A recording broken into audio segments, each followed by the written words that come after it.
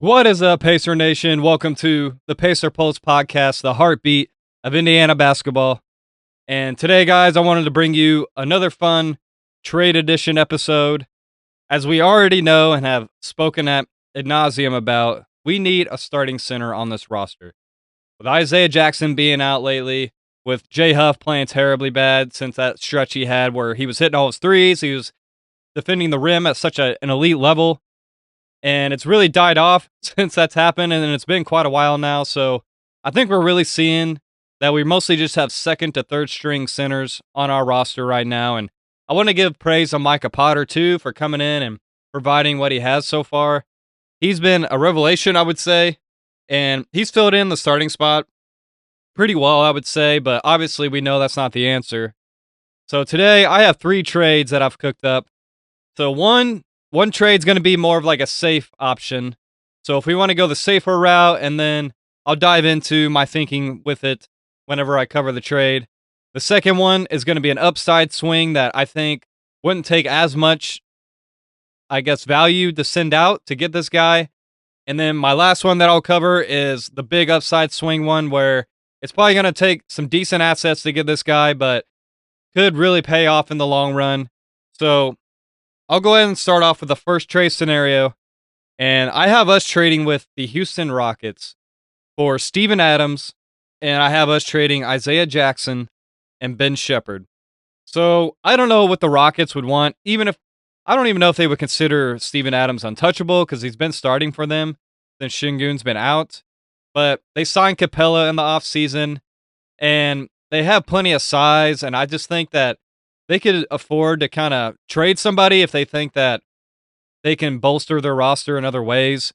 So my thought was, so they've had games where they've started Josh Okogie and played him like big minutes, and he is not a very good player in my opinion. He's not a good shooter. I mean, yeah, he's a decent defender, so he'll hustle type player, but in my personal opinion, I think Ben Shepherd is an upgrade over a Josh Okogie. So I know they haven't been starting Okogie lately, but I think it's just because they realize they can't if they want to win games. So adding a younger guy like Ben Shepherd, who theoretically can shoot threes and defend, I think that's somebody that they could throw in the lineup if they want to give somebody like that height and size, I guess, back into the lineup, kind of like a Josh Okogie-esque, and give somebody that can actually shoot the ball. I know they desperately need shooting, and Shepard's been picking up his shooting as of late, so maybe that could be a good selling point.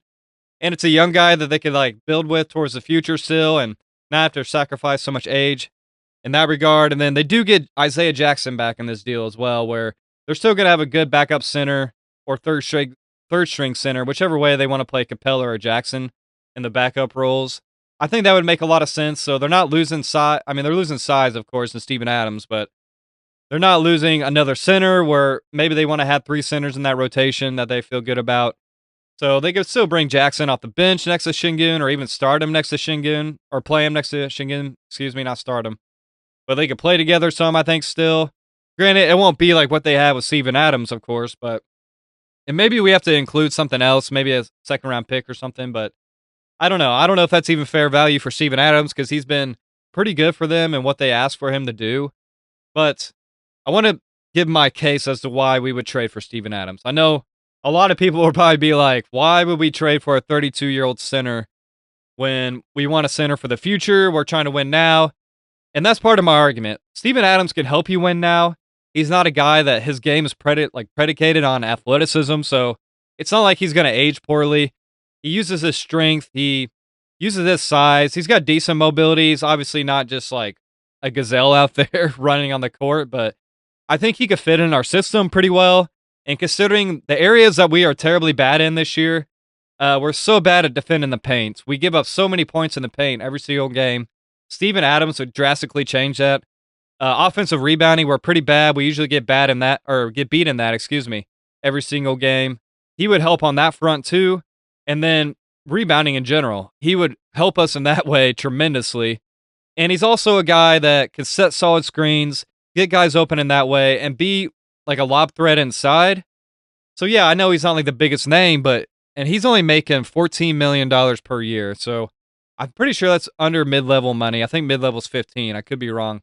But to get a guy of that value, and if you're only giving up like a Jackson and Shepard, I don't know. I think it's worth pursuing. And then my other thought was, well, if we get Steven Adams, we could even view him as like a piece that will help us win now because he shores up a lot of the things that we're terrible with right now.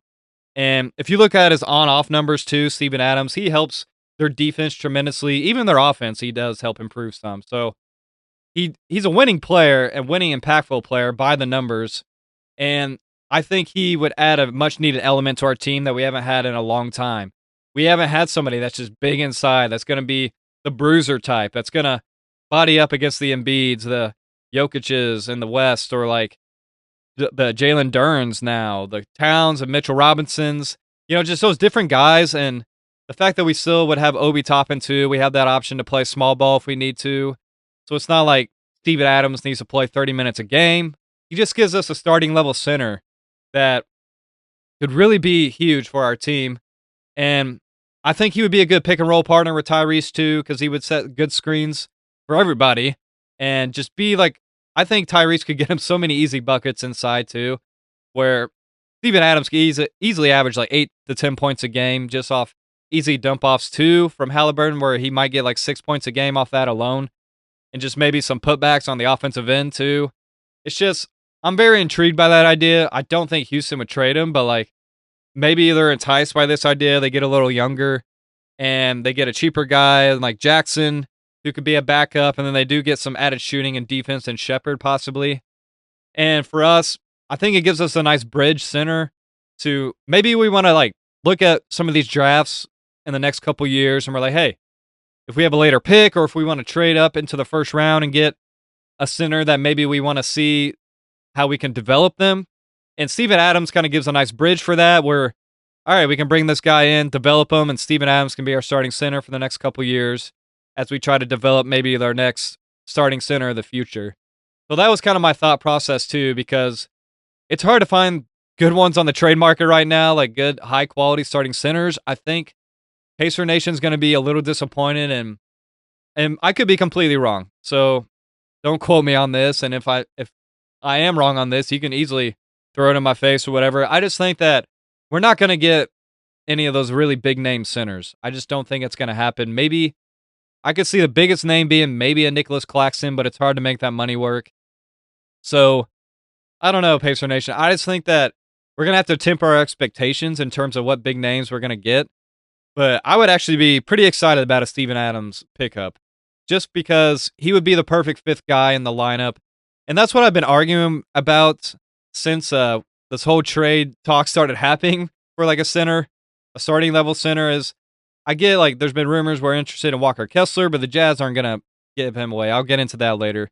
And then, I don't know, like Zubac, different guys like that. Like, why would the Clippers want to trade him? They're trying to win. So it's just these big names that seem more like out of reach, in my opinion. And the only one that seems realistic is a Claxton, who the Nets are just trying to lose. So maybe that's why he even would be available. But I just think like we need to like knock it down just a tier. We just need a guy that's going to fulfill like the roles that I said Steven Jackson provide. Like Steven Jackson, excuse me, not Steven Jackson of old, Steven Adams. That Steven Adams provides, and that's what makes it very intriguing to me. Like I said, I know he's older, but he could be like a really good bridge center to maybe we draft another center to develop behind him, and they could be the backup to Steven Adams, or we still have Jay Huff in there too. Like kind of have like a nice rotation at least of centers that we can centers by committee, I guess, but still we'd actually have a starting level center in Steven Adams. So that's kind of like my thinking on it. Maybe the Rockets wouldn't even do that, but it gives them some shooting with Ben Shepherd that they need if he can actually continue that shooting. And then they still get like a young center that could still play in some other big lineups that they like to do. So I just thought that was interesting, guys. So that's my one where I said probably not the most sexiest trade that you'll ever hear for a starting center, but it's one that's like a safe option in my opinion. That's why I labeled this one as like the safe option. One that what you're going to get out of Steven Adams, and it's everything that would actually fill in the gaps of what this team needs. So that's why I really like the idea of it. So going into my next trade, this is more of like an upside swing on a center, and I don't even know what this guy's value would be. So I put together a trade for the sake of the exercise, but I think you can add different elements to it if you need to make it happen. But this is like an upside trade where I'm like, all right, like we don't have to give up too much for this guy, but he can end up being more than what his role is right now. And this trade, I have us trading with the Utah Jazz, and no, it's not going to be for the guy that you think, not Walker Kessler, but it's going to be for Kyle Filipowski, and then I have us trading Jarris Walker to the Jazz, and I don't know, whatever other assets you got to add to make that more enticing or to make it work on either side. I just think that it would be a nice swing at a guy that could potentially be a starting center. I know his defense isn't the strongest, so he's definitely a downgrade from, like, let's say a Steven Adams in that regard, and he's not going to provide that end as much, like protecting the paint, really hopefully stopping people at the rim as much. Kyle, he might not be as good in that regard, but he's definitely going to be a bigger offensive boost. And this is where I'm like, well, it depends on what kind of center the Pacers are really looking for. Because this guy, he is more of a stretch five, obviously, who can play some 4 too. So you could kind of play some double big lineups with him if we get like maybe like a J Huff out there or whatever other center we have out there at times with him. But he's a guy that's very intriguing. I think he's got more potential. He's only 22 and he's 6'11". He's only shooting like 30% from 3 this year, but he's definitely shown the ability to shoot from 3. So that's why I was kind of like thinking about him, where I was like, well, he could be interesting, where I think he's got the upside to be a starting center. And maybe in our system, he would fit very well. Like, he would help space the floor. He would help rebound. I think he's a decent rebounder. He's had some big rebounding games in his career. And he's going to be a guy that can put the ball in the bucket. I think that's his number one thing that he does as a center. So offensively, he's definitely going to be a big boost there. And maybe kind of give you some of the same elements as Miles Turner, but I think he's a better post scorer than Miles ever was.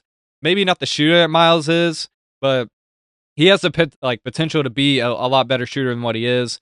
And he'll get a lot more easier looks with the Pacers because Tyrese would just get him that much easier of looks than, let's say, what the Jazz are able to provide right now. And I like the idea, especially if you don't have to give up too much, and maybe you could talk him into, hey, Jarris Walker still has some untapped potential. He just needs to be in an environment where he can develop. And we all kind of know this. Like, Rick Carlisle is not known for just developing young players. Like, I think we all can agree on that. Not knocking him, not saying like he's, just an awful coach, whatever it is.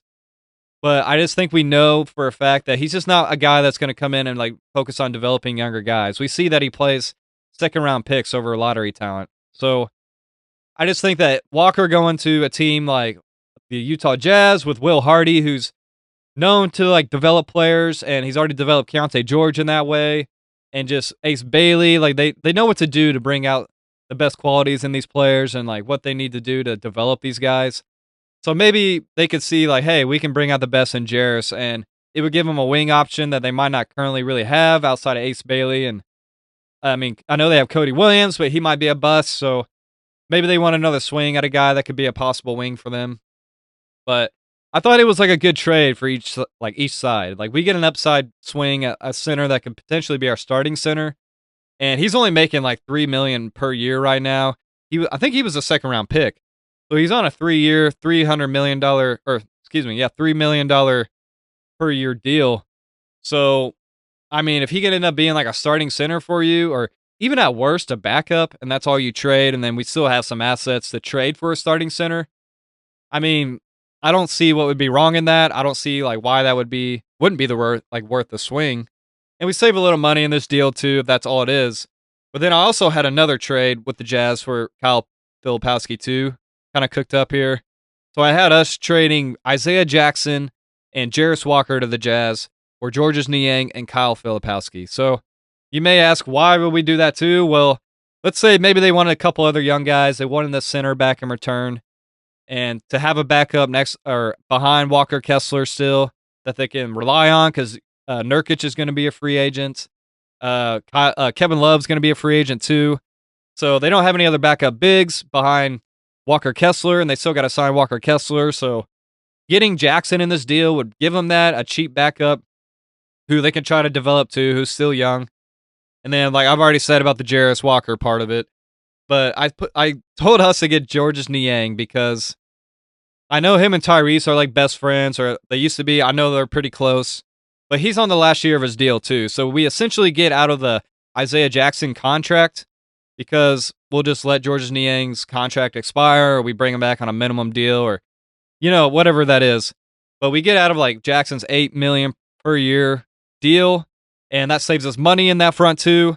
But while also getting Kyle Filipowski, who could potentially be a starting center for our team, I think he would really help the offense, and maybe he can grow into being a better defender too. I know that's probably the weakest part of his game, but all in all, from like what I've seen from him, I think I've seen some pretty high flashes. Obviously, I don't watch every game, so I'm sure Jazz Nation could speak to that as to what they like about him, what they don't. But from what I saw in the highlights, if he could shoot from three, can rebound, score inside, take advantage of mismatches, of course. He's actually a decent passer, too, which was a nice, cool little element that I didn't really know much about him. So I think he would help with keeping the ball movement in that front, too. He's not really like just like a ball stopper type of guy. And I think he would be a good fit. It's just if you think you could tap into his ceiling and get him to be like a starting level quality center, that's to be determined. But I think it'd be worth a swing. That's why in this category, he was like my upside swing where I thought we didn't really have to give up too much to get him.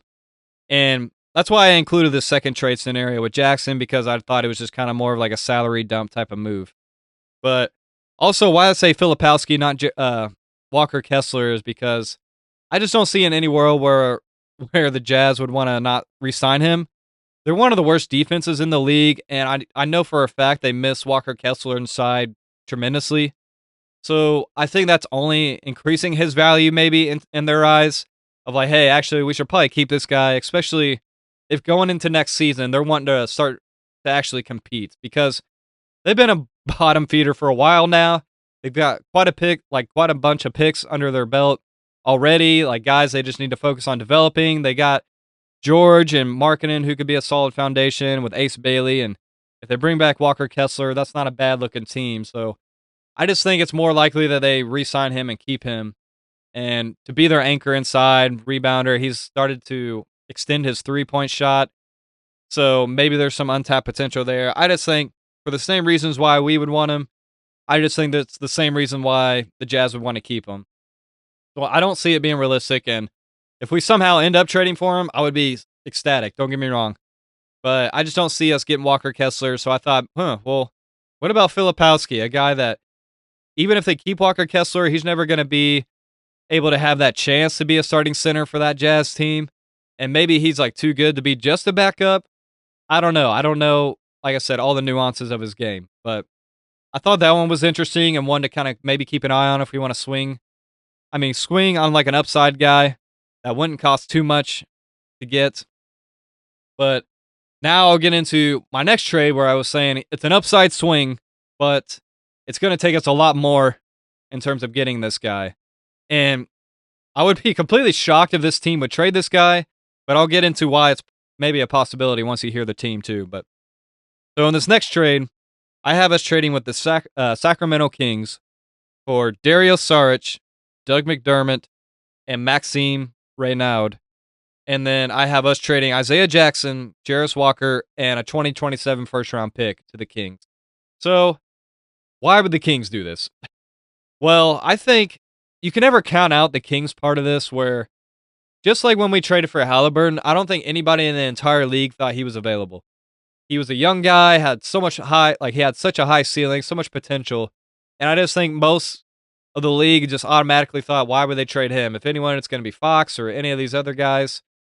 But no, they traded Tyrese Halliburton, and they got Sabonis, of course, and the rest was history. But that's part of my calculus of this, or maybe their thinking's changed now. They've learned from that. But I just think you can never count out the Kings in this.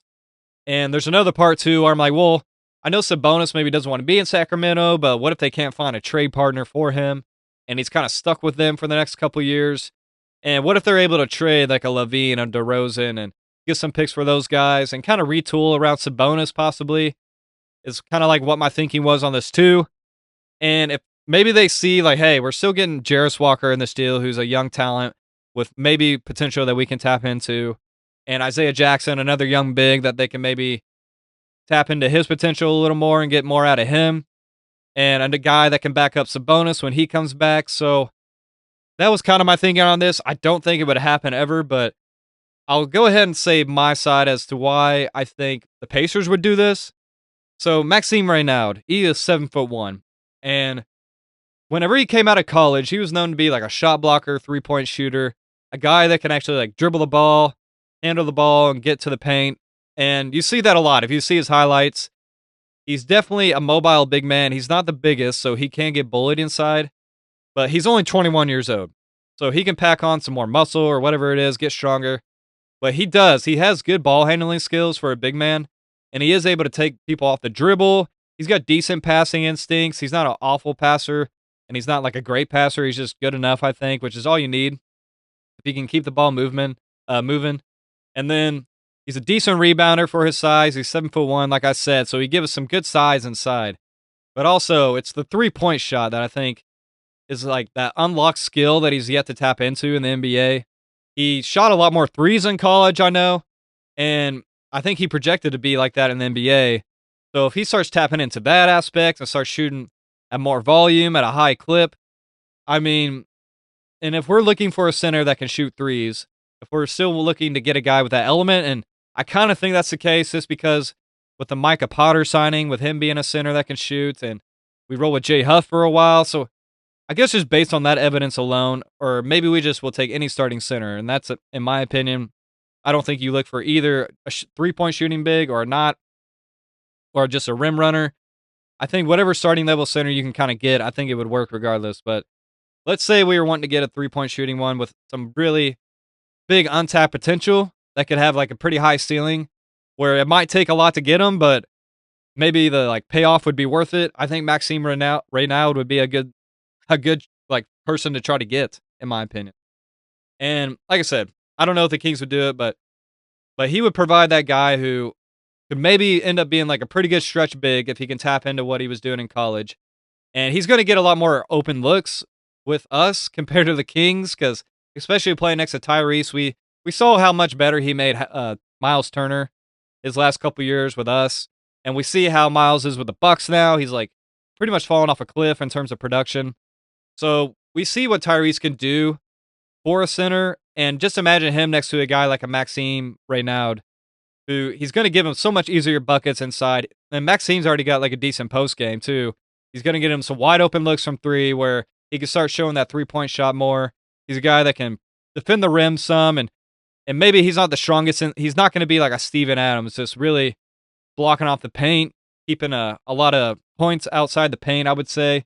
But he definitely isn't terrible either. So I was really intrigued by this too. And maybe there's no way this could even ever happen, but maybe it's a pipe dream. But I do think that if we want to take like a high upside swing on a young center, I know they said we want to try to get our as a young center for the future. I don't know how young they meant. I don't know if a 21-year-old is what they had in mind, but I also think that has to like factor into the calculus here, because we are going to get a top pick in this next draft. So irregardless, we're going to have a pretty young core, even if Tyrese is like 25, Nembhard 25, Mathurin's going to be 24, Neesmith's like 26. I still think like even if someone that young, like at 21, I still think they'd be a good fit regardless, and you're not going to be upset with bringing someone in that young. And I think Maxime would help us win now still too, even though he will make his mistakes, but I just think it would be an upside swing that would be worth trying to take. And it would be worth making calls to Sacramento for, since we already kind of have a history of making trades anyways with the Halliburton deal. And I don't know, that one was very interesting. Also, if you're wondering why I put Saric and McDermott in this deal, they're both expiring deals. So we get out of Isaiah Jackson's contract, essentially. So we do open up more cap space, like $8 million per year. So I thought that would be beneficial. And it kind of gives the Kings at least a little more assets too. So a couple more young guys to add to their core. And then like a first-round pick, of course. I think they're probably looking to stockpile picks since they want to trade Zach LaVine and DeRozan. Maybe they do end up trading Sabonis. Maybe they just want a completely clean slate. And if they can get some decent assets for Reynaud, who was a second-round pick, maybe they would do that. So that was kind of my thinking. And like I said, I factor in the Kings aspect to this, where you just can never count out the Kings from doing any sort of trade like this. But I do think he would fit pretty well with our team. I think he could play in a fast-paced environment too. And like I said, what Tyrese was able to do with Miles, imagine what he could do with a Maxime Reynaud, who has way more potential than Miles even. So that was kind of like my big upside swing that might take a lot more to get him. But if we're trying to win anyways, do we really care about having a 2027 first-round pick and a draft that might be a little weaker? And then we're going to be adding a top 3 pick, hopefully, knock on wood. And then if we got somehow another young guy like that, I mean, we would be set, guys, for quite a long time. Do I think he's a championship answer right now? Probably not. And I would say if we're talking about a guy that, if we want to win right now and provides the things that we need, that's probably Steven Adams. But I think Maxime right now would help this team win regardless too right now, even with him being only 21. So that's my 3 trade, guys. So pretty interesting stuff. I'm trying to dig through each team and find like different guys that I think would be interesting gambles too. I did do a trade podcast, I think last week, where I went over 5 guys with like I think untapped potential. Like if they had more opportunity, I think that we could get it out of them. So if you want to check that one out, very interesting. I cover completely different guys in that podcast. So this one was I covered 3 other guys that I thought would be interesting and interesting trade targets. And like I said, one that's like more of a safe option, another one that's like an upside swing that don't cost as much, and the third one, which is the big upside swing that might cost a little bit more. So that was just kind of my thinking on those guys. And just let me know what you think. If you guys watch this on YouTube, I would love to hear your comments of what you guys think. And would love a like, comment, subscribe if you don't mind on the YouTube channel as well. I'd be really appreciative. And just give me your thoughts on these deals. If I'm undervaluing Jarris Walker or whatever it is, I would love to hear your guys' opinions. And then if you guys listen on the listening platforms, I would love a 5-star rating, and it would just help my podcast grow a lot more. And I'm just a fan that loves this team, and I love digging into like what can make this team better and help us improve, and just bringing that content to you guys as a fellow fan.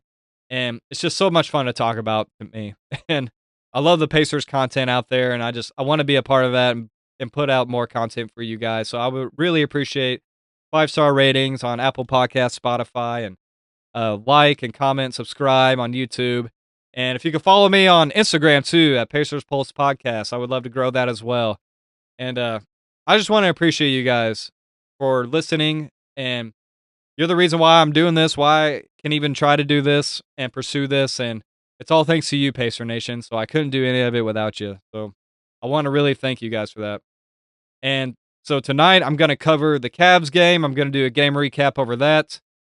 You know how I do. I usually break it down quarter by quarter, the good and the bad, the ugly, and just kind of cover everything that I see. I write notes down. I'm just watching as a fan writing notes. So it's probably not hardcore analytical stuff, but it's stuff that I see. So I like to give the good and bad of what I see. And tomorrow I'll try to put out like another different podcast, but with the trade season coming up, I really wanted to put out another trade episode. And the deadline's coming up, guys. I mean, like a month away or so. Could be some changes. Who knows? Maybe we stand pat, but I think we do make a move for a center. So let me know what you guys think in the comments on YouTube. And appreciate the likes, subscribes, and the 5-star ratings. Thank you so much, guys. And I will talk to you soon.